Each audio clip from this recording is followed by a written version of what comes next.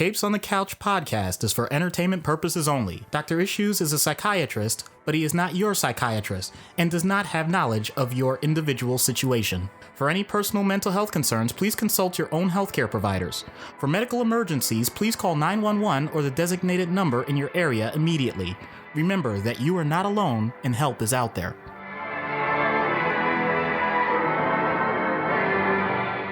Hello and welcome to Capes on the Couch, where comics get counseling. I'm Anthony Sitko. And I'm Dr. Issues.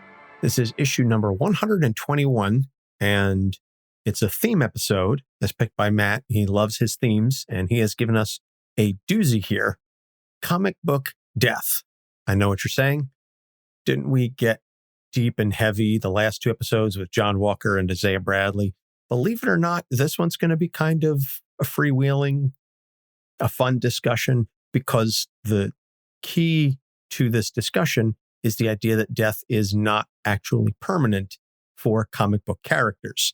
So with that being established, it sort of takes some of the gravitas out of it, I think anyway. Oh, you're absolutely right.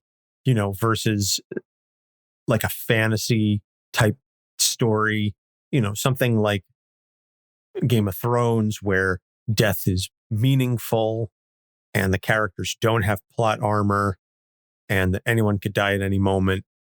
In comics, it's anyone could die at any moment, but they're not really going to stay dead.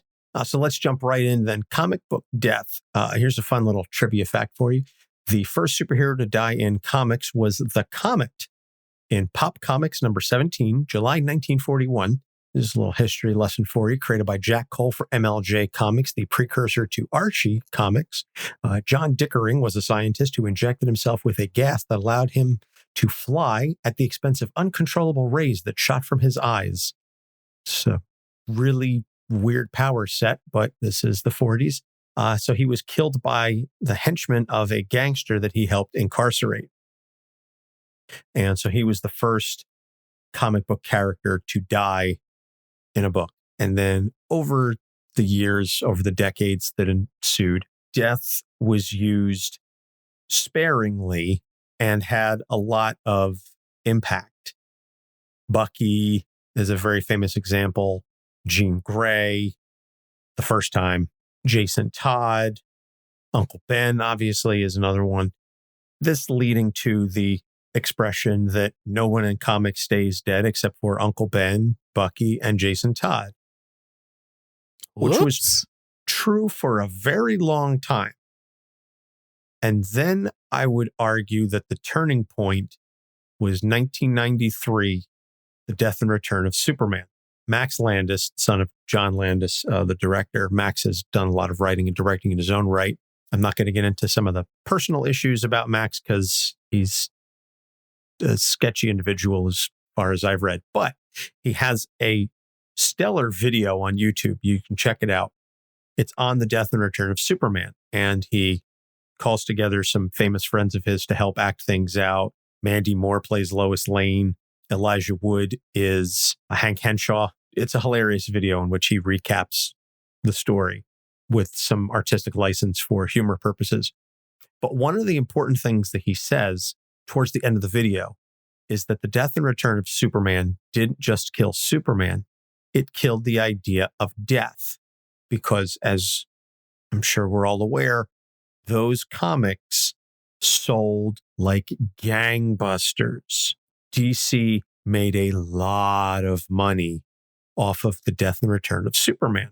And so rather than looking at it from a storytelling standpoint and saying, this was a story in which Superman was always intended to return, it wasn't done necessarily as a cheap ploy, but it was done to sort of shake things up. And we had the story that we wanted to tell. They looked at the sales and they got dollar signs in their eyes. And so then it became, well, who else can we kill and have them come back a short time later so that we can sell the books, we can sell the death, and then we can sell the return of said character. And so at the end of that video, the Max Landis video, he lists dozens of characters that have died and been resurrected since the death and return of Superman. And it really makes you wonder, from a storytelling standpoint and from a writing standpoint, what happened that these writers are just willing to sort of disregard all of this, disregard the permanence of death and cheapen it for storytelling. Okay, so just to jump in a little bit, I am not a writer by trade, so I can't speak for every writer that's ever existed, and I'm not going to. But what I will say is that by the nature of comics themselves, you're only going to get a certain amount of run. And you have to tell the story you want to tell in whatever time period you're allotted. So if a character dies off, you can't just do that carte blanche. You have to make sure that your bosses are on board with it. A character like Superman could have gone over as the killing the goose that laid the golden egg. And nobody wants that, but they, as you said, saw the dollar signs behind the idea of bringing back a character. I'm not going to try and speak for whether or not they wanted to do it as quickly as they did, or if it was just purely by popular demand. But I'm going to push back a little bit on what you're saying, 1993 for comics being the most critical time period for that, because I think literature showed that at least a century ago. Sherlock Holmes is one of the most famous characters ever. And yet, Sir Arthur Conan Doyle made it very clear when he killed him as he and Moriarty go off a cliff. That was it. And it was purely fan speculation and outright request that he continued writing that character that magically survived something that we knew humans couldn't survive. And made it sound like, yeah, well, hey, he's a super smart guy. I'm sure he figured something out. I think the groundwork has been set long before this, and we'll get into it later, but I also think that there's a dynamic that's been shown when people know something is serial, they're going to expect a story to continue. They don't ever want it to end if they're really enjoying it. So even when something has what, according to that writer, may have a natural conclusion, that doesn't mean everyone's going to just say no or just walk away. And comics really lends itself to that by the nature of its business. So, yes, it's a cash grab, but I also think it's a public demand response. There's going to come a time where if you just say to everyone, hey, whatever we do is absolutely permanent, and we see this in movies too, then you are at some point going to run out, or you're going to have to create something completely new from scratch. And using the trope Hollywood is out of ideas, many people are loath to do that when they know that they can build on something that's already established a framework. Very poignantly said, and I do actually recall the Arthur Conan Doyle and the Sherlock story. On sort of a metafictional level, then, you have the story of Misery, Stephen King, in which the writer kills off the character only to be trapped by a superfan who says, you need to write a novel, a new story, and bring her back, or I'll break your legs. Ugh, hell of a movie. I'll never look at Kathy Bates the same way again. But Matt's point is the in-universe acknowledgement that both Marvel and DC have introduced, that death is not permanent, and how this is beginning to impact the characters. And Matt, being Matt, came up with a list of 6 instances in comics where characters had, I don't want to say fully nonchalant response to death, but it was not taken with the gravitas and the meaning that we humans have in the real world, where death is clearly permanent. I'm reminded of the Richard Pryor bit, the ultimate test is, can you survive death? So far, though, nobody we know has passed. the ultimate test. Least of all, this one laying right here. It's a great bit. I think it's called Eulogy. It's one of my favorite Richard Pryor bits of all time. So before we get into the exhibits, let's break this down then, and sort of the way that Doc and I have figured out how we're going to describe this is through the 5 stages of grief. At least initially, this is how we're going to discuss this issue with some of Matt's examples as proof. So the first stage of grief is denial. And exhibit A in Matt's list is X Factor. Now, it's funny that we're talking about this because if you're a patron, we just did a trade paperback review of X Factor, the Peter David run, in which this very topic was brought up. And it's Siryn refusing to acknowledge that her father, Banshee, was killed in a plane explosion. She laughs it off at first because he's an old MI5 agent and he's had to fake his death a couple of times before. When the rest of the team offers their condolences, she asks who's up for Chinese food. She's going to get a notice in a couple of days that he's just fine and he's in hiding for Black Ops reasons.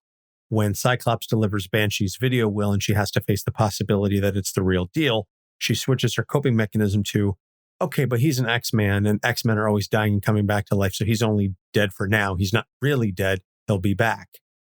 And this goes on and on for years and years. And then he's resurrected as one of Apocalypse's horsemen.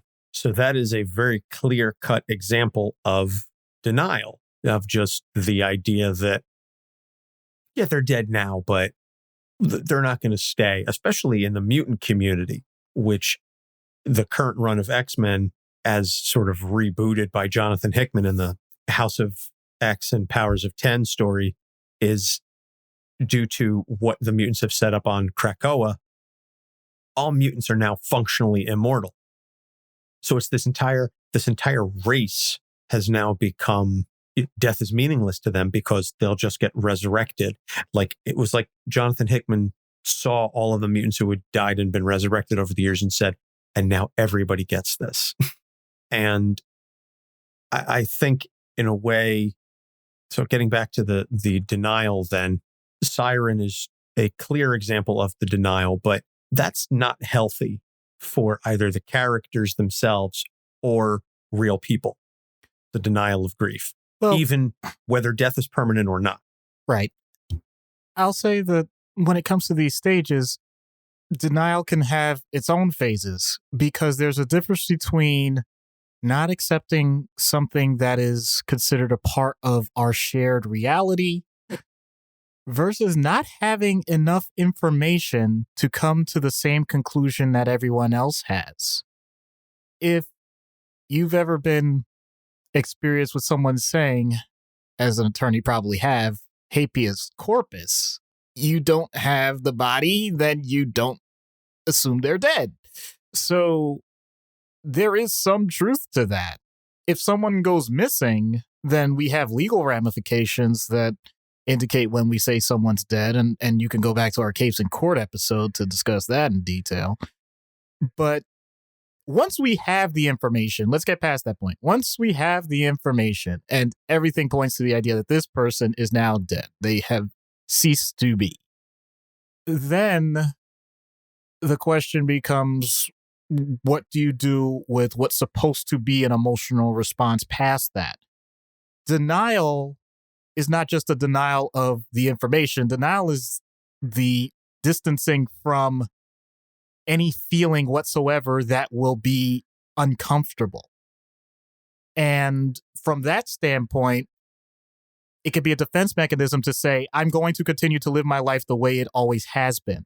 It doesn't acknowledge that a drastic change has happened, whether you wanted it to or not. So that can be outright psychotic. And I have had patients that have experienced things to that point. I've had patients who tell me that their next step is to go home and they're going to make dinner for their loved one, except their loved one has been dead for years. So yeah, it can be that bad. But the good news about these stages is that for the most part, They don't have to happen in a certain order, and they really are things that we adjust to over time. It's just that we don't know how much time it's going to take. Denial can be pretty darn quick depending on how the person's framework is structured around them.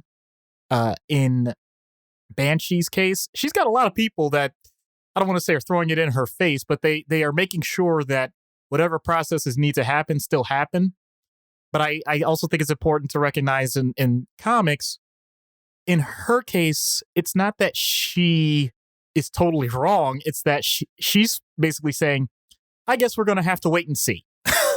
So she's playing out the first phase much more than the second phase, but everybody's reacting like she's dealing with the second phase instead of the first.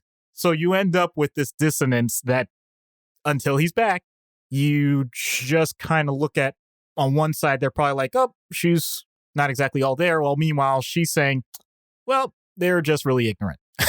So it gets played up in literature a much different way than we would in real life. That's a fair point. And certainly I'm not saying that anyone's denial of legitimate permadeath in the real world is ever funny. It shouldn't be played for comedy, but in fiction, I do think that there is that trope of, oh, let's take this really macabre thing and make light of it. See, for example, this podcast. Absolutely. So the next stage of grief then is anger. And I think there are copious examples of anger at death, permanent or not. But one that Matt has brought up in the live chat is Nightcrawler. When Jean Grey died the first time, he cursed out God, and Nightcrawler is very much a man of faith. And in fact, to bring it back to the ongoing X-Men books, Nightcrawler is the one examining whether mutants have lost their souls because of the way in which Krakoa and the mutant community has sort of reinvented themselves and the non-permanence of death and things of that nature. Nightcrawler, being the devout Christian that he is sort of taking a very religious look at this. And so I do think that it is very in character for someone like Nightcrawler to be angry at God or whomever, to lash out and say, why did you take this person from us? And again, we do see anger as a reaction in a number of comic stories. There are always those, even for characters that are in communities that, have high potentials for resurrection. There are still cases of characters, confidants, and loved ones getting very angry that a character has died. There were a couple of folks that were angry, if I recall, when Wolverine died, and when Logan died several years ago. There was some consternation. I think not as much as with other characters because of the nature of who Logan is/was, but somebody like Jean, who at that point was still, it was understandable that people would get angry when she died, is what I'm getting at. So I'll leave it to you to talk about anger. The idea is that external forces have changed the situation in a way that's more powerful than your actions could do. So basically, you end up with, even if it's not permanent, someone has ruined your day. They have destroyed a part of what you consider to be important. A living entity is now somehow, some way, no longer a part of your life. And on the minor levels, if we're not talking about death, sometimes we could be talking about things like breakups. We could be talking about being fired. We could talk about anything, really, that has to do with things being outside of your control. And it's even worse if you can identify someone specific, then that entity, that society, that person, whatever, they can be your number one focus of all of that energy, all of that unusable fury that develops after the fact. That's the other part that's important to note. This can't happen ahead of time, because otherwise we would call that frustration. We would call it disappointment. And there is a difference there. If you could see coming that even in our world, that someone may or may not survive after having a very difficult illness, or they get a terminal diagnosis, then the process can be a bit different than it just hitting you out of the blue. Those quote unquote tragedies, the unexpected losses, the natural disasters, all of those things that happen where it doesn't matter what was on your mind before, this now takes the forefront. And in a strange way, it can lead to more focus because it starts to take up more of your mental bandwidth than anything else in your life. But on the other hand, it means also that you're not going to refill the tank with your emotional energy. You're now in pure expending mode. You're just making sure that anything you could do to quote unquote get it out, that's what you're doing. And that can be incredibly toxic. It doesn't have to be, but it can be. So to bring it back to the comics situation, this is something that I always wonder about, because when things like this happen and the person comes back, do they truly appreciate just how disruptive their death was in terms of who was fighting for them or who wanted to get revenge or all that other stuff? Because we've had characters come back with anger for obvious reasons. Jason Todd, of course, comes to mind with that. But even his reanimation, it's fascinating because the characters that you figured would be the most angry about it are more perplexed than anything and can't match his anger, at least the way I read it. So I always wonder about that. And to bring it back to our world, I know I'm going back and forth, but that's pretty much what we do, because actually that's what this topic does. I always think it's interesting for a therapist, if we're having a greater emotional response to a negative situation than our patient, then that may give us a clue as to what that person's emotional level is. I'm not saying it's right or wrong, but it's going to skew towards you're not on the right track, because the patient's emotions should lead where we're going, not the other way around. And death, grief, all of it, that can be a huge launching point for those types of discussions. And if it were in a comic, it could be cheapened a little bit, because once again, someone could have the backstop of, in theory, a therapist saying like, well, there's always that outside chance. And it's like, I don't want to give you false hope, but hey, there's something there, but we'll see. That's a very good point. The part about taking your cues from the patient, something that I suppose I hadn't considered, but when you say it out loud, obviously makes great logical sense that that if you're having the response and they're not, you have to find out why. And I know this goes beyond just even anger. This is if someone's telling you a story, and I'm sure we've all had this experience where someone's telling you a story and you're getting really upset about this, whether, you could be really sad or you could be just really, more likely you're very, very pissed off about it. And like, why are you getting angry? I'm angry for you. We've all said that at some point in our lives. I'm angry for you. But you have to think about, why is it that it's triggering that response in you versus the other person? The fascinating idea. Also, I wish I had like more comics committed to memory. And I've read, thousands of comics in my lifetime, but I don't have stories that I could just, snap my fingers and recall off the top of my head. But the notion that when a character does come back, that they inquire, did you miss me? Did you mourn me? Etc.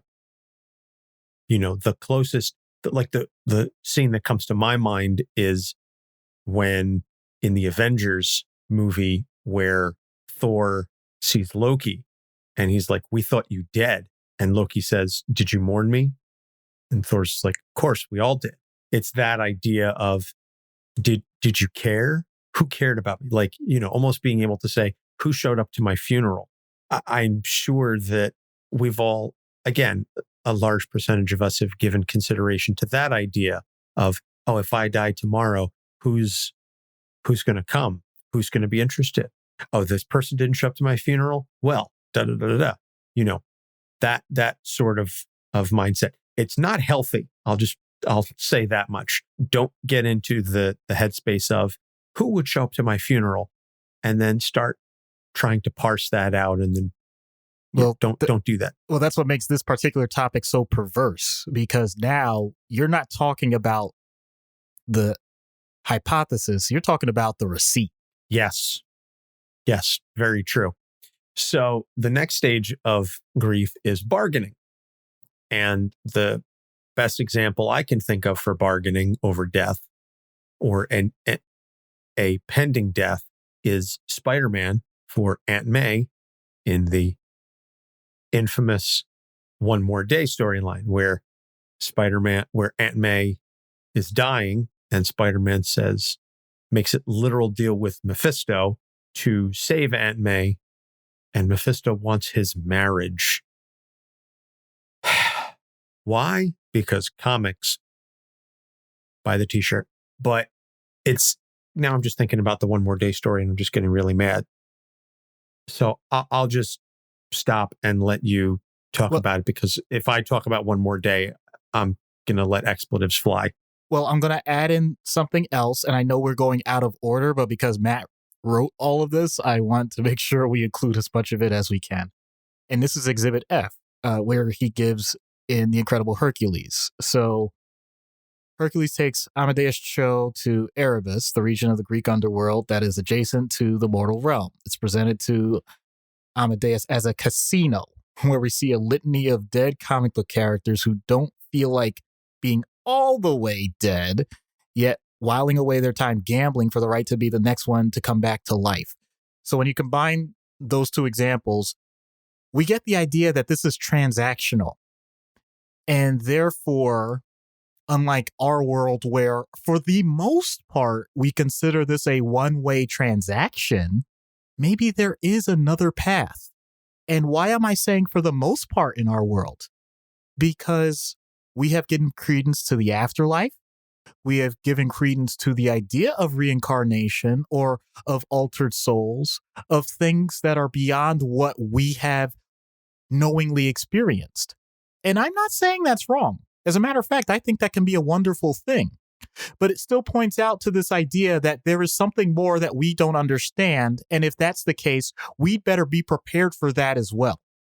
And so the idea of bargaining when it comes to grief is that there may be another way. And Mephisto's deal, which is terrible, and Matt's example just point out that if something is transactional, then that means that we have to negotiate the price. And that means that in theory, there is something within our control to reverse the situation.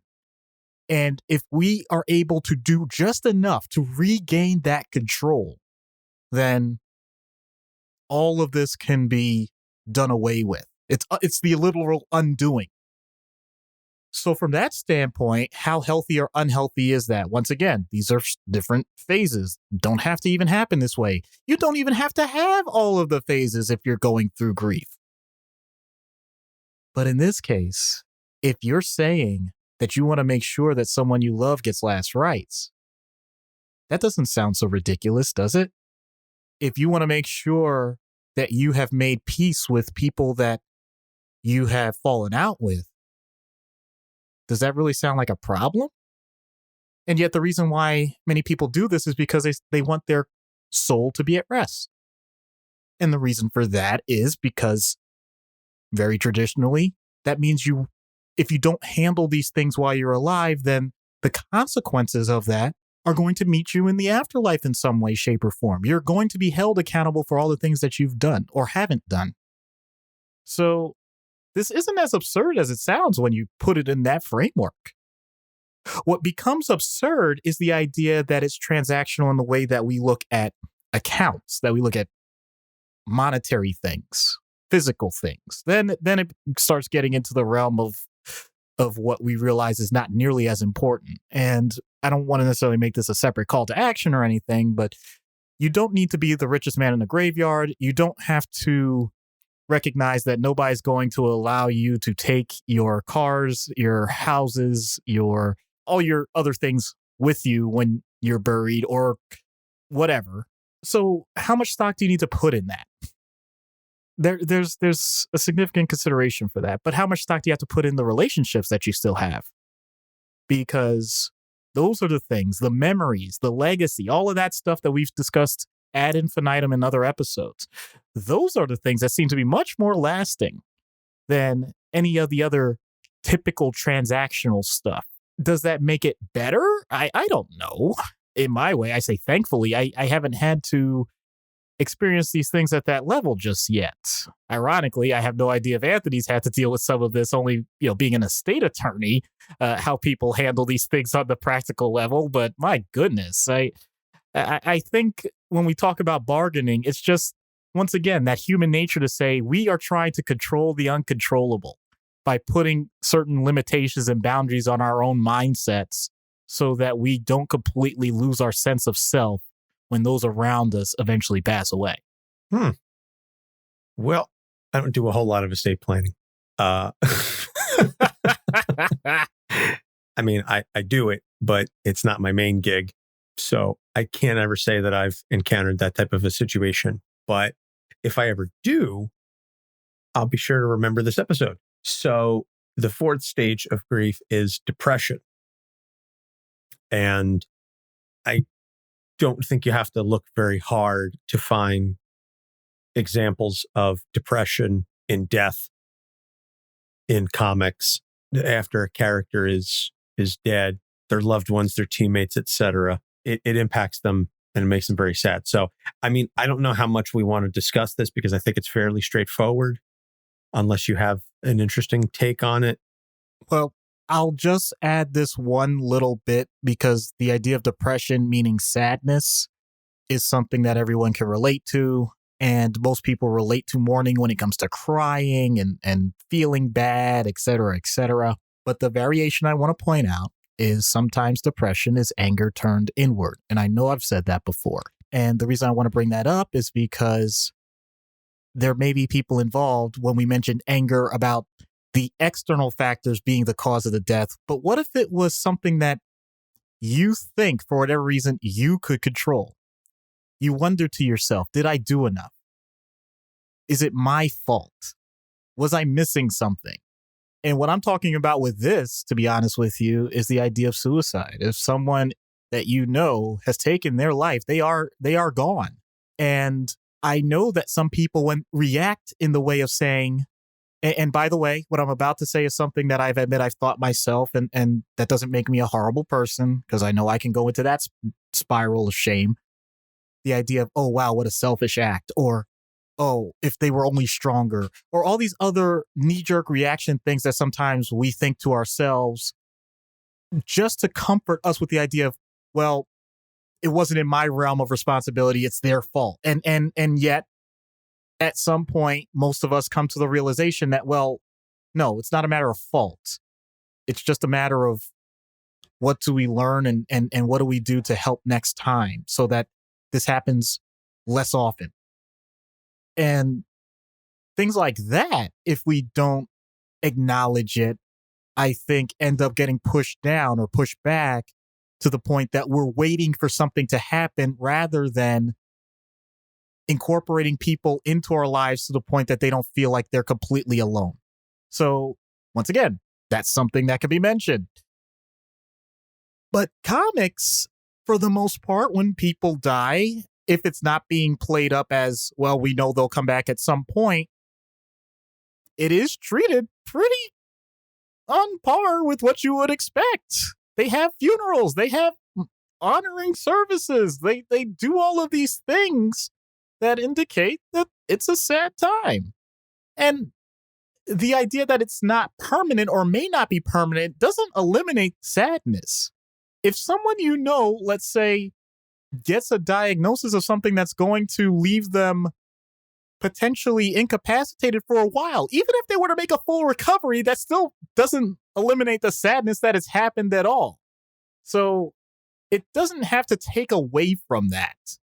I understand the idea that, oh, well, you can't get too sad because at some point they'll come back. But no, it's more like, I know that this sadness is a part of what I'm experiencing because it's real.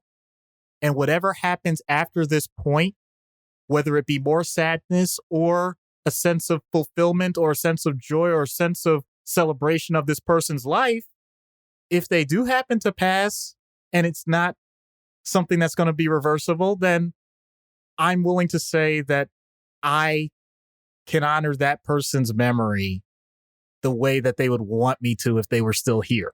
There are so many variations on this stuff. So I don't want to just let the idea that comics cheapens death mean that comics cheapens emotion. I think it's the opposite. Ooh, I think that's going to be our Friday Instagram quote for this episode. I like that. So the last stage then is acceptance. And I think we see this stage frequently in comics as well. Although I do like how it's played with sometimes, where, and I'll use Exhibit D here of Matt's as an example. Astonishing X-Men: The Cure, when Kitty Pryde finds Colossus alive and well, she is lucid enough to quickly run through the gamut of all the possible explanations. You have to know, if you're a clone or a robot or an alternate universe thingy, I can deal. But if you're some shapeshifter or psionicist watching me twitch, I will kill you with an axe. Finding someone you thought was dead is alive is so common that there's a checklist to go through. So she has accepted Peter's dead. And so this presentation that he's in fact not actually dead, I don't want to say nonchalant about it, but she has to go through that logical process first. And I do like how that's sort of played with. This is Joss Whedon, so it's typical, like, oh, here's a serious thing and I'm going to be really quippy about it. But it does sort of give credence to that idea of that there's a general acceptance, but there's acceptance of death, but there's also an acceptance that it's not always necessarily the end. And I think that's, again, unique to comics, at least in terms of the frequency with which it's utilized. So what I'm about to say may be one of the most dry analogies that I have ever used. And it's about, I am here for it. Bring it on. It's about insurance. So there are some very important insurances that we need in our lives. Literally in our lives. Life insurance is important if you have anybody that you care about is going to need your support even after you die prematurely. And so make sure you have that if you have anyone that you're providing for right now. Disability insurance is really important if you're not able to continue to provide for those same people in one way or another for the amount of time that you end up disabled. Health insurance is really important if at any point you think that you may not be 100% healthy and you're going to get illnesses at any point in your life. The reason why I'm bringing these things up is because on a typical basic human level, we ignore all of this and are horrible at it. Who thinks on a regular basis, okay, the next time I walk out of my door, I'm about to get struck by lightning? Not going to happen. Highly unlikely. But you get in your car. And what are the odds that you have a car accident? Well, if you actually look statistically, there's a chance that you're going to get into a car accident sooner rather than later. Is it going to leave you permanently scarred? Highly unlikely. Is it going to be enough that you end up with some sort of injury at some point? Once again, maybe. And yet we know that sometimes people have actions that are out of your control. If a drunk driver T-bones you and now your car flips and you end up with something that may not kill you but ends up leading to a long hospitalization. So you're no longer working. And in addition to that, you have those huge hospital bills that because you didn't have insurance, you now have a triple whammy. You have no transportation when you do get healthy. You probably don't have your job, even if it is protected, only because you can't do what you used to do. And your unemployment doesn't match up with what you were used to paying for all the people that provided for you. All of these things are there without us ever considering those consequences until they happen. And then magically, the thing that I most commonly hear is, oh, wow, if only I had known. The truth is, you have history. You have all of human experience to let us know that there are certain things that are going to happen. You are going to be older moments from now than what you are now. You are going to not be as well at some point than as you are now. You are going to die.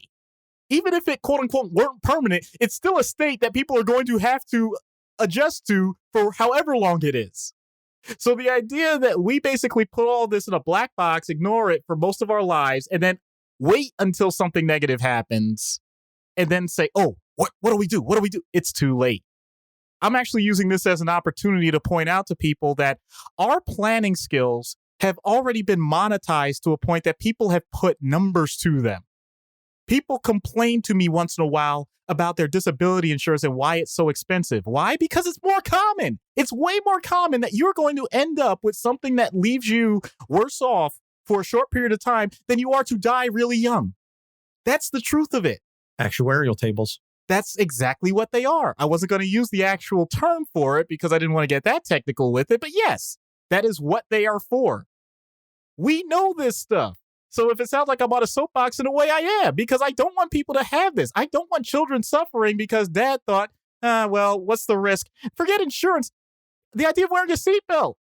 The idea of certain things that we know are potentially life-saving, wear a mask, that we have learned to just say, well, what's the harm? Like, why does that make a difference? And the answer is, we've had this information for centuries. We know this. Please stop ignoring reality, people. I'm begging you. So when we talk about acceptance, it's not just the psychological idea that we realize that things are going to adapt and change whether we want to or not. It's the idea that we can take action now that will allow that transition to happen incredibly smoother than what we would be able to do if we just wait and see what happens. Well, it's funny that you went off on that tirade. There's, for lack of a better term, because Matt, in his submission, said, I feel like the ability of human beings to take stock of proper risk assessment of things that are dangerous and or potentially lethal, compounded with the things that could harm or kill them but are so remotely unlikely as to not even really exist. That's a pretty big timely topic right now. So yeah, he put the ball on the tee and you hit, a 350-yard drive. You went Happy Gilmore on that. So I'm going to make a recommendation, and nobody has to do this if this is way too nerdy, which I know sounds like, how can that be possible? There are two books, The Black Swan and Anti-Fragile. They are not psychology books. They are not health care books. They are actually economics books. Okay. They're written by Nassim Nicholas Taleb, who's a very famous economist, and in the finance world is kind of I don't want to say controversial, but he is such a Debbie Downer about a lot of things, but that doesn't make his points any less salient. And his main points are, we can think that things are never going to happen as bad as they could, but that doesn't mean you can't prepare like the worst can happen. And the question is, how much do you put into that? Do you have to doomsday prep for the next 5 years on the idea that everything is going to collapse tomorrow? No.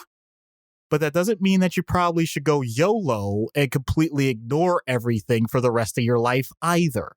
There can be some middle ground there. And I would say that middle ground reaches 2 standard deviations. If you're in that 95% range, one way or another, you're probably gonna be okay. Just avoid those extremes, please. I appreciate the use of standard deviations to describe it. We're within 2 sigma here. We don't need to go full 5 sigma. Some statistics for you folks. And I think we've lost 97% of our audience.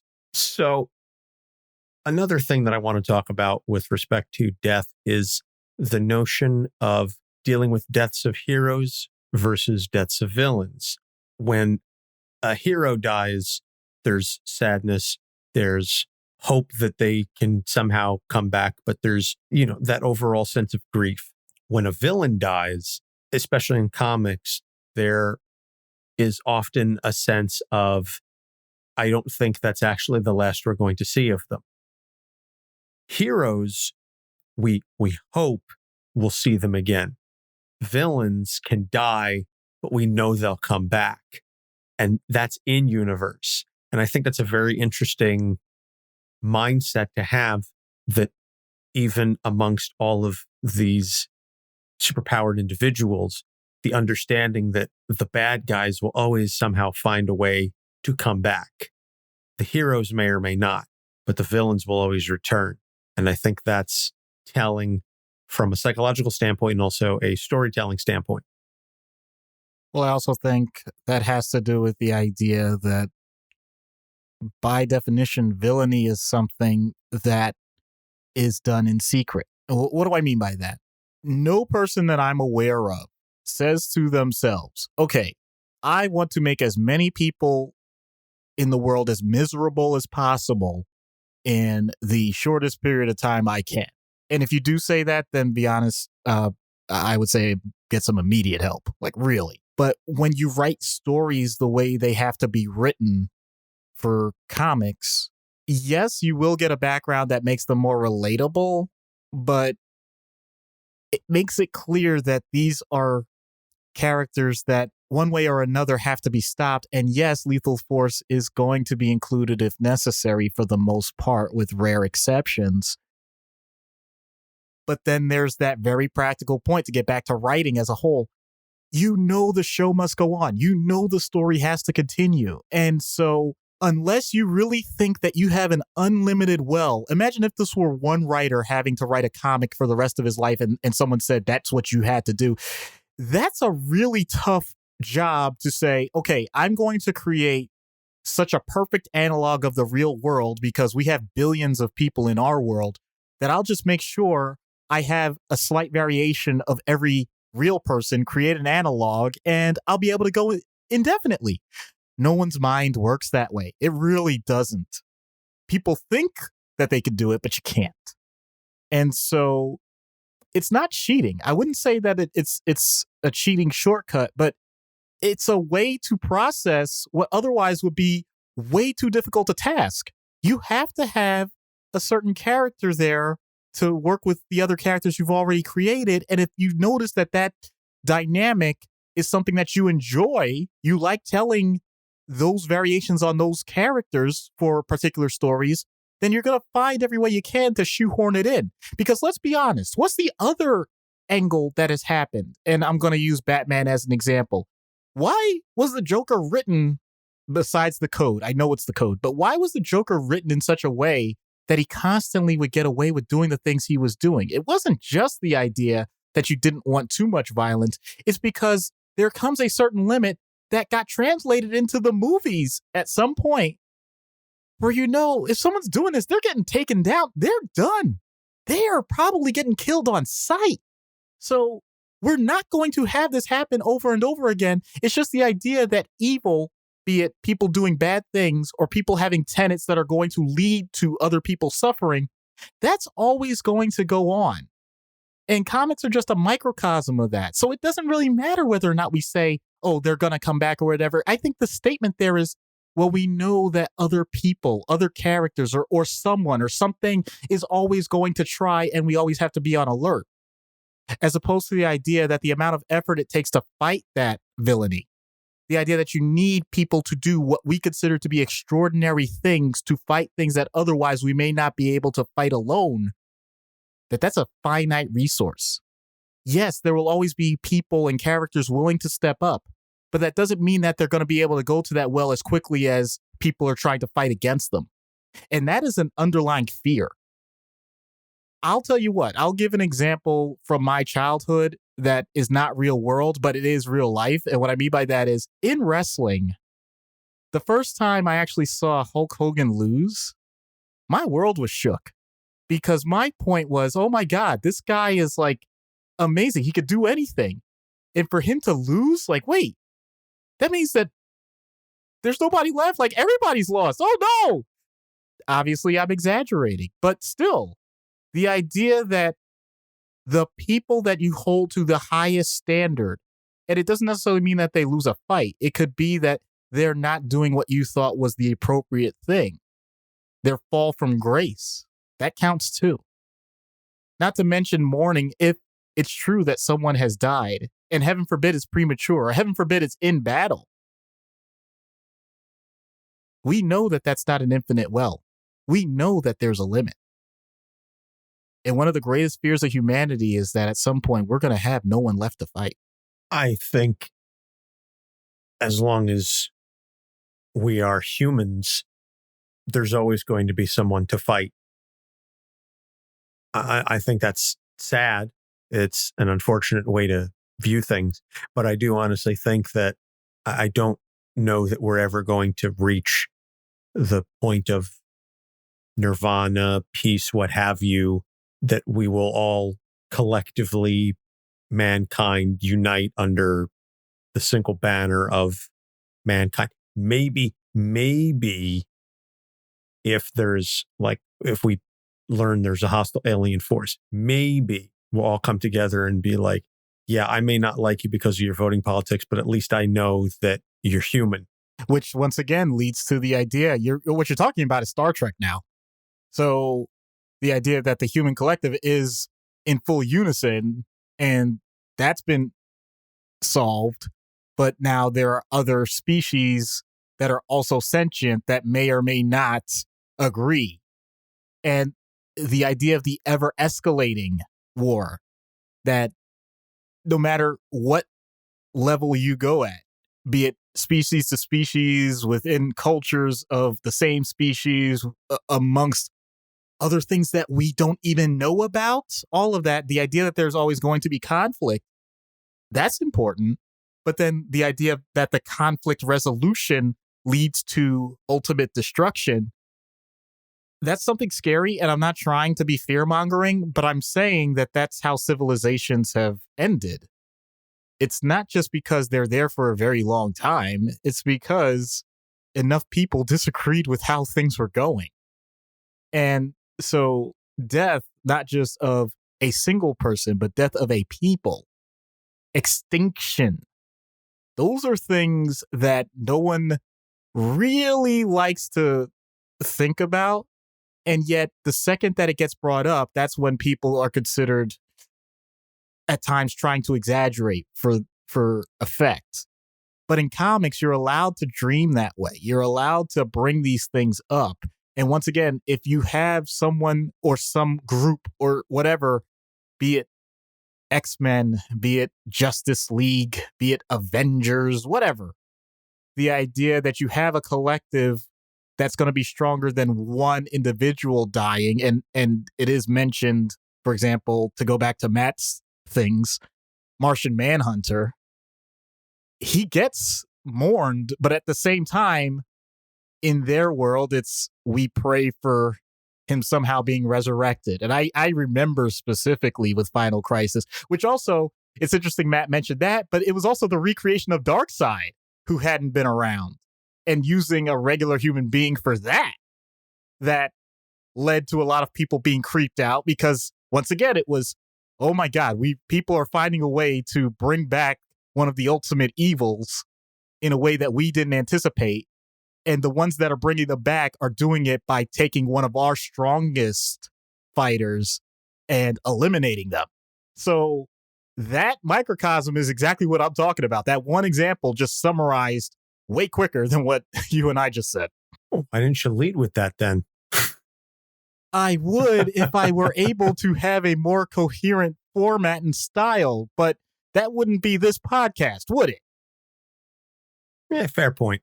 So the last thing I want to talk about then, as far as issues, is dealing with deaths of superpowered individuals versus deaths of non-powered individuals.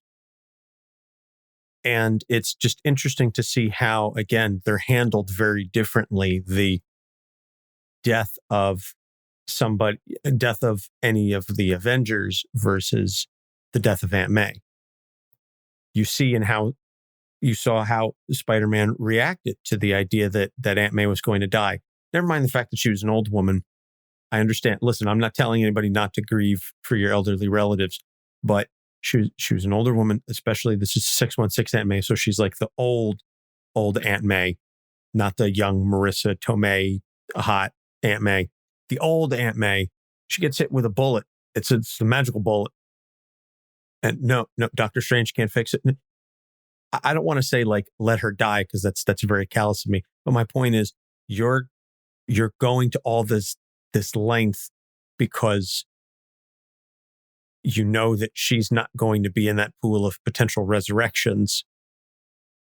I don't want to say just let her go, but I just find it very interesting that Spider-Man didn't go balls out for anybody else, any of his teammates, any of his friends, the way that he did for Aunt May. And I know a lot of that is family, obviously.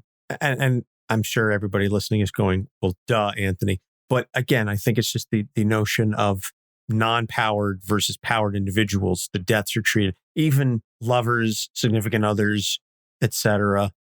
People that are not in the game, their deaths are given the meaning and the depth and the gravity that I think some of the powered individuals should have. But I think it's because we know that somebody like Renee Montoya or somebody like the cop, Spider-Man's Jean DeWolf, they're not coming back.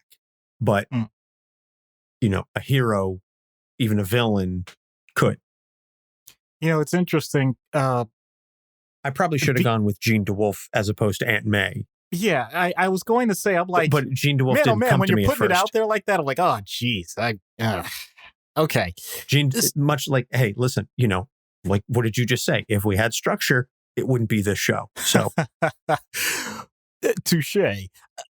So, I'm not sure I have a decent analog to this, because the comics themselves have made it clear that we're going to talk about the people that are important. And I apologize. I don't mean that flippantly. I'm saying that's the whole point of storytelling. You're only going to focus on so many at any given time. No one comic is going to do every major character, even if they happen to be mentioned in passing. And once again, if we're saying that this is an analog of our real world, or any of the comic universes are analogs of our universe, then there's no way that they're going to try and get to the granular level of every individual person as a character. So I give them a lot of carte blanche with that. I don't necessarily disagree with your point. I just find it fascinating in terms of what ends up being permanent. It may be inversely correlated with what we see in our own lives. Oh man, I'm really hesitating to do this, but I am, and I know it's going to date this episode, but what do we think when someone we know personally dies? We usually go through any variation of the stages we mentioned. We have all of the emotional responses attached to that. It may be an indefinite amount of time. Hopefully, if it's negative, it starts to fade fairly quickly, while the positivity of remembrance and enjoyment of experiences carry us through for the rest of our lives. And I know I'm trying to say this in such a nice, flowery way because I know it's more difficult than that, and I understand that. Having said all of that, that's for people you know personally, and there is no right or wrong way to feel about that or to grieve about someone's death. And yet, the second that I say something like, I hope the royal family is dealing with their loss in an appropriate way as the world mourns, or I say RIP DMX, all of a sudden, we see vigils. We see large outpourings. We see humongous responses from people who have never met these individuals. And yet, for one reason or another, obviously because of their public exposure, do feel a connection greater than what would be anticipated unless they had direct interactions. And I think over time that's been magnified. And I'm not talking about positives or negatives of social media. I just think exposure in general. But even then, that's not exactly accurate because, no offense, I'm not aware of anybody in my personal family having statues of our ancestors, unless I want to try and dig deep enough to find someone like that. But I know fully well when I go to Washington, D.C., I know what the monuments are. I know that certain people throughout our civilizations have had effigies, have had large tributes. So it's not a modern thing. That's a human thing. You can tell who was considered important at the time by what they did after they died. So that's not really different than how you would expect comics to deal with it. It's just different in the sense that you can now put the scale in the opposite way. While we're saying we need to do everything we can to remember all of the greats well after they're gone, otherwise no one else is going to do it for us. In comics, it's more like we need to make sure we remember the ones that are unlikely to come back because no one else is going to put in the energy. Very interesting. I did not know where you were going to go with that, but I think it's telling. Interesting. Now I'm thinking about the people who died who didn't get the vigils. And it happens obviously every day that the overwhelming majority of them don't get statues, even though we personally would love to build a statue in their honor. I'm going to start putting aside money now so that by the time that I die, y'all have money for a statue of me. Me personally, I'd much rather... Now, don't get me wrong. I don't want to go Hunter S. Thompson on this. And you can look that up if you don't know what the heck he had done for him. Oh, my God. But at the same time, I am the complete opposite. And this is one of those rare times where I will say, in general, I think Anthony and I are on opposite ends. And I don't mean this in a negative way. I really don't. It's just a personality thing. So I know, as Anthony said, I think he would like a nice statue. I think he would love a great service. I think he would want all these things. And I'm not talking about getting into the super heady stuff.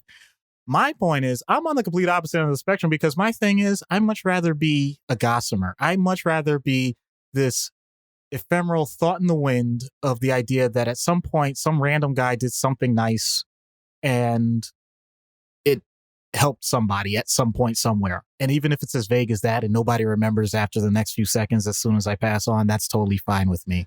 That's okay. There are millions and billions before me. There'll be millions and billions hopefully after me. And I am just a tiny, tiny nano microsecond of a fracture of a fragment in all of it. And doggone it, I'm glad I was able to exist. That's it. Fair enough.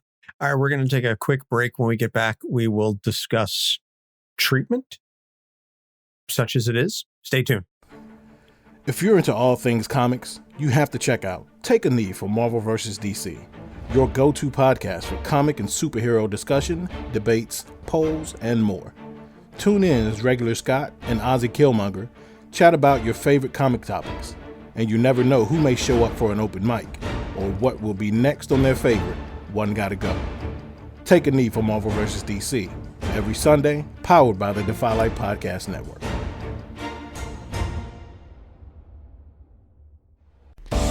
Good morning. Brian Wayne here to tell you about my new podcast, The Real Brains. The Real Brains podcast is a show coming out daily, dedicated to the everyday struggle of just the average human being. From troubles with rage to anecdotes about very strange human interactions, this podcast really is just a somebody that's all too familiar with the struggle, I'm here to let you know that you are not alone. So come laugh at our pain together every single weekday, every place you can catch a podcast. Check out The Real Brains with Brian Wayne. Remember, stay sane. Hi, I'm Jeremy Whitley, and you're listening to Capes on the Couch. And we're back. So treatment, as we are wont to do with our thematic episodes, treatment is less specific and more just generalized. But I think that the treatment has to be for, obviously, the survivors and the loved ones of the deceased in addressing how they are handling this person's passing, whether it was timely, untimely.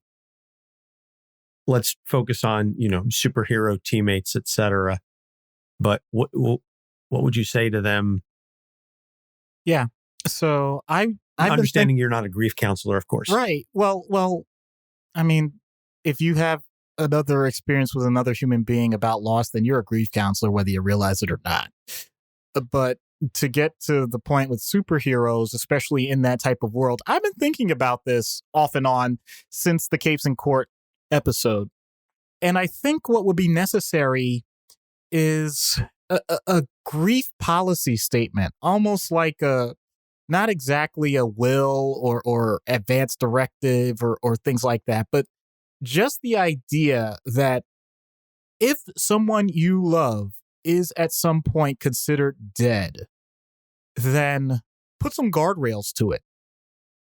How long do you want to, if you have the predilection to, for example, search, how long do you wish to search for your sense of finality?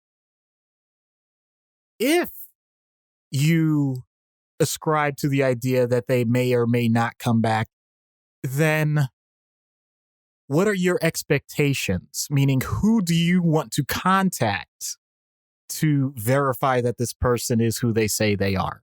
Knowing yourself, along with your counselor, how often would you like to check in about your emotions? Write down your stage, quote unquote, because you may cycle through more than one time based on your own experience. Write down the people that have been in similar circumstances that have come back. And if so, what were your responses then? Because it's a great chance that you're going to react the same way again. In other words, do a lot of strategic psychological planning around something that we know, based on the comic history, is not always going to go the way that you planned. It really is the unknown. And almost treating it as if, yes, it may be permanent, but may not be. It is a very serious event that needs to be accounted for and may end up being reversed at some point, in which case you still have to go through a similar emotional process. If the more you can prepare ahead of time, you're always hoping for the best, preparing for the worst, and once again, putting some times to it. Because if you don't, this ephemeral idea of, well, someday, and then you're on your deathbed 90 years from now saying, well, I guess it never happened. And nobody wants to be in that moment, both in universe and out of universe, on their deathbed saying, well, I wonder if. I would push back on just the last little bit of that with respect to the hope for the best, plan for the worst, because I discussed this with my therapist, this idea that I am forever hoping for the best, planning for the worst, and always planning, and needing to do the next, 3 to 17 steps ahead of whatever's happening right now. I see what you're saying. I got so anxious and focused on worst case scenarios that may never happen that I was ignoring or downplaying what was happening right in front of me. And I spent far too much time preparing for conversations that didn't happen. because I would say, I'm going to say this, and then they're going to say this. And then if they say this, how am I going to respond? Well, if I say this, then they'll respond. Like playing out, it was like a choose your own adventure, all happening in my head all the time.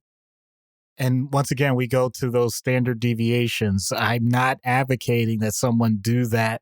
Oh, I know you're not. At I'm that just saying, level, like, but I do understand that. Yes, you're right. You're absolutely correct. There is a risk with that, and that's why I call it guardrails. Like the idea that you are supposed to have some guidance with this. It's not meant to be just total freewheeling about it. That's fair, but like I said, it was and continues to be the source of anxiety for me, and so I'm working on trying to let go of those fears of that always saying, well, what if, and just saying, let's just focus on what is, and I'll deal with whatever when the time comes. Yeah, exactly. What you just said, that is it. And I actually could think of a patient right now that I've dealt with where I've said to that patient, okay, we went over this, and they'll come to me like maybe an hour later and they'll just say, yeah, but what about, and I said, we went over it. You don't have to do it again. It's okay.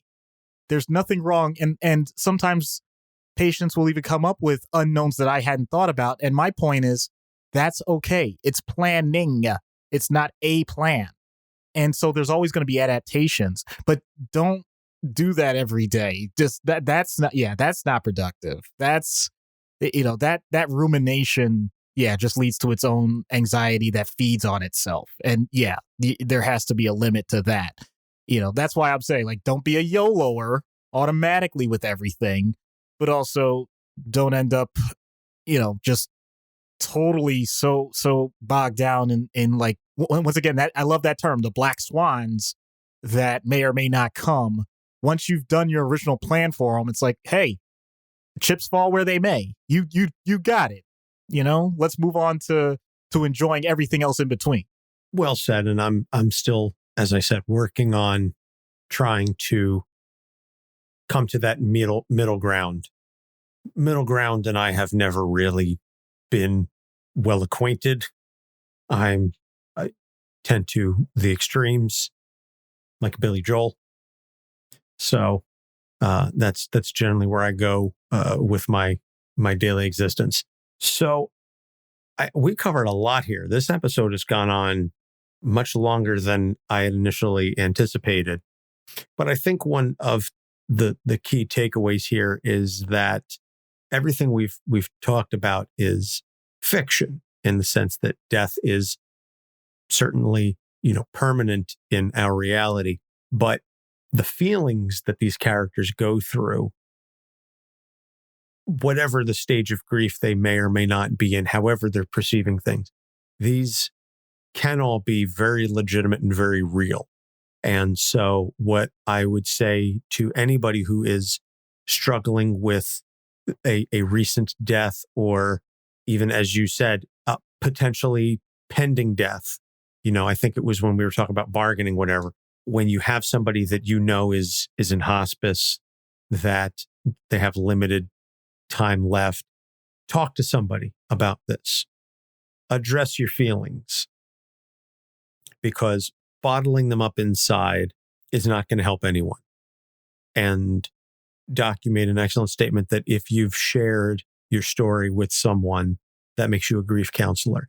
Maybe not in the clinical sense, maybe not by formal title, but each of us share stories with other people. That's the human condition. And as long as we can continue to share those kinds of stories, share those feelings, judgment-free, and that is a big key, judgment-free, with love and acceptance, regardless of what the person going through the hard time is feeling, they can help get through it. And you will help make their life easier. And maybe, just maybe, they'll mentally build a statue of you in their own mind. And that's how you do it. You may not get the physical statue, but if you can live your life in a way that you can touch the life of another person, that they build a mental or emotional statue of you. You know, it comes back to that expression, people may not remember what you did, but they'll always remember how you made them feel. That's the key takeaway from this. So be kind to one another, whether the death is permanent or not. Just, it's Will Wheaton's law. Don't be a dick. Well, this was maybe a little cornier and sappier than some of our recent episodes, but it definitely wasn't nearly as emotional. No. Which thankfully for that, because I didn't have the stomach for anything more emotional. No. I'm going to end on this note, and some people may have seen this coming, but even if you didn't, you'll recognize what I'm about to say. Let me tell you what I wish I'd known when I was young and dreamed of glory. You have no control who lives, who dies, who tells your story, unless you write comics. I was like, oh, that's beautiful. Oh, there it is. Okay. So no recommended reading for this week, in the sense that stories about death in comics are all over the place. So upcoming episodes, we're talking to our friend Erica Schultz next week. That's going to be a good one. She's going to be talking about her upcoming book on Kickstarter, and then Nebula, and then Victor Zsasz, which is going to be just delightful. just that's going to be a real hoot to talk about Mr. Zsasz. So as always, you can find all of our episodes on our website, capesonthecouch.com. We're on Facebook, Instagram, Twitter at Capes on the Couch. If you like what you hear, please leave us a rating and review on Podchaser or Apple Podcast or Stitcher, wherever you can listen to us that has the opportunity for reviews. Check out our Discord if you'd like to join our fan community, tinyurl.com/Capes Discord, capital C, capital D, and join us as we talk about all manner of comics, movies, TV shows, mental health, goals, what have you. It's a fun little community. And you can also unlock additional material at our Patreon, patreon.com/Capes on the Couch. You can get early access. You can unlock reviews, trade paperback reviews. You can unlock additional uncensored material. So it's a fun way to support the show. And that's all I've got. Doc, you had your pun already, I assume. So you had your pun and your Hamilton reference. So you're good. And you made Ariel happy with the Hamilton reference. She loves when you sing. So for Doc Issues, I'm Anthony Sitko. Thanks for listening. We'll see you next week. Capes on the Couch podcast is for entertainment purposes only. Dr. Issues is a psychiatrist, but he is not your psychiatrist and does not have knowledge of your individual situation. For any personal mental health concerns, please consult your own healthcare providers. For medical emergencies, please call 911 or the designated number in your area immediately. Remember that you are not alone and help is out there.